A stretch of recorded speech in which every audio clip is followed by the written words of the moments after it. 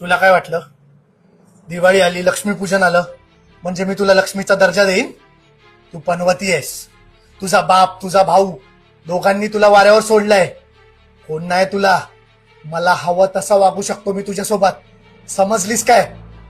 तुझं काम फक्त घरामध्ये काम करणं, जेवण बनवणं, मी सांगेल तेव्हा माझ्या सेवेला हजर राहणं एवढंच आहे. चल.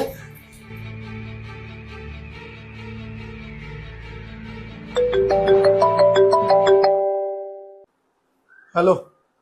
अरे बोल ना. हा अक्कलकोटला ना. अरे गाणगापूर पण करू, पंढरपूर पण करू. हा ही दिवाळी स्वामींच्या चरणी झाली पाहिजे. हो तुला तर माहितीये स्वामी म्हणजे आपल्यासाठी सर्वस्व. अरे तू काळजीच करू नको. आलो आलो लनी आलो आलो आलो. घाबरू नको हा बाळा. पप्पा फक्त रागवले की असे करतात. स्वामी आहेत आपल्या पाठीशी. माहितीये मला मम्मा, स्वामी आहे आपल्यासारखेच. ते पप्पांच्या पाठी पण उभे असतील का? विचार त्यांनाच. स्वामी तुम्ही पप्पाच्या पाठीशी पण उभे आहात का? आम्ही आमच्या प्रत्येक भक्ताच्या पाठीशी उभे असतो.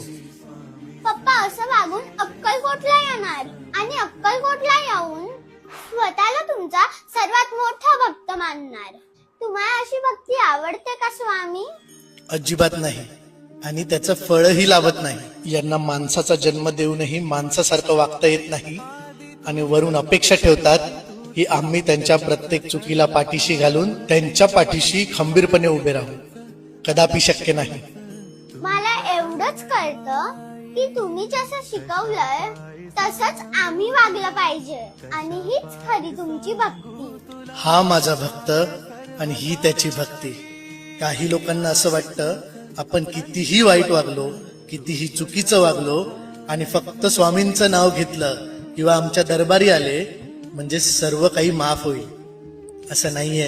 आणि स्वामी माझ्या मम्मी सोबत तर तिचा भाऊ पण नाहीये आणि तिचे बाबा पण नाहीये. काळजी करू नको. आम्ही आहोत ना. आमचं लक्ष आहे तिच्यावर. रेवा कुणाशी बोलतेस? आजोबांशी. आजोबांशी?